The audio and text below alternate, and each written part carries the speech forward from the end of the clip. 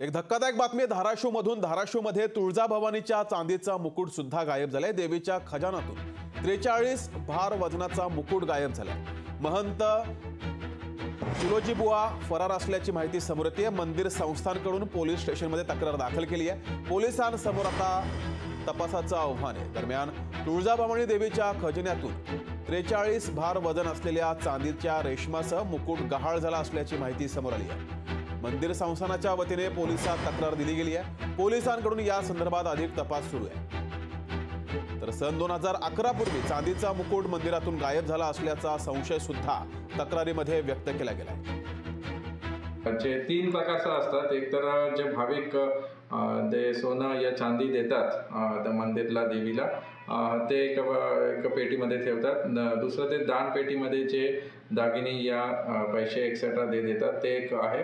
आणि जे पारंपरिक आलेले जे दागिने आहे देवीचे दागिने ते एक दुसऱ्या पेटीमध्ये ठेवतात। असं वेगवेगळं पेटीमध्ये ते मोजणी झाल्यानंतर आम्हाला ते कमिटीला समजून आले की ह्याच्यामध्ये काही दागिने मिसिंग आहे। ह्याच्यामध्ये काही महंत जे होते ते माहीत आहे आणि आणखी काय काय निष्पन्न होतील हे सगळं तपासमध्ये समोर येणार।